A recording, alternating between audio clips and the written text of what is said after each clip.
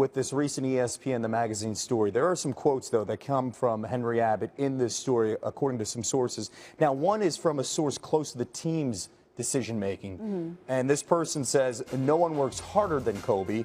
No one sabotages his own efforts more. He's scaring off free agents we're trying to surround you with talent, and your ego is getting in the way. Now, later in the story, an agent says Kobe has alienated free agents. I see you shaking your head. How is he when you guys bring in free agents? Any free agent that would be afraid to play with Kobe Bryant is probably a loser, and I'm glad they wouldn't come to the team. I think that's, I read the story. I don't agree with any of it. If there is somebody that's on our payroll who is saying things like that, I'll soon get to the bottom of it and they won't be working with us anymore. That's unacceptable comment, especially when it's anonymous. I don't buy any of it. I don't agree with any of it. And I have no doubt that Kobe will make all those things,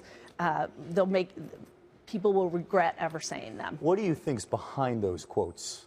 If somebody jealousy, and I mean, to me, it's a lot of finger pointing and preparing excuse making. So I don't like to hear. I don't like reading that kind of stuff. I don't want to hear about it. The Laker fans know what Kobe is about, and they quickly defended him, as did many other people. What do you think about this perception, though, when Melo was flirting with you guys? This offseason, LeBron went home, Powell went to Chicago, Dwight a couple years ago had the option, he went to Houston. There is this perception that you guys can't bring a big-name free agent out there. What do you think of that perception? Well, I mean, if you look at Pau Gasol, I understand why he wanted to go get a new challenge. He was part of that Chris Paul trade that was vetoed, that he and Lamar were traded away. So I could see where he would be uncomfortable staying with the Lakers, not knowing if they would trade him again. So he never really got over it. Right. Well, I mean, he did. He was a professional. Like, he got over that. But when he became a free agent, which is the players have earned the right to their free agency and to look at all their options and decide what the best challenge is for them.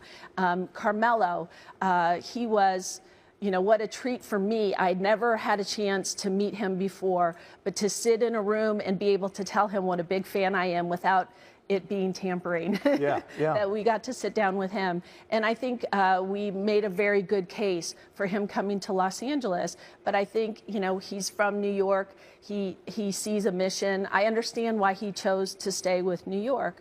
I don't think any of that has to do with Kobe Bryant. There's an interesting backdrop to Melo, though, because you're competing with your longtime boyfriend, Phil Jackson, with the Knicks. What was that like when you're on one side of the coast, he's on the other side, and you're competing with Carmelo Anthony? Well, it was a little bit awkward during that time period, but I'll tell you that Carmelo is a player that is worth fighting for. And in basketball, family, love, relationships, nothing's more important to me than the Lakers, and that's my passion. That's #1 to me. So I'll do it again.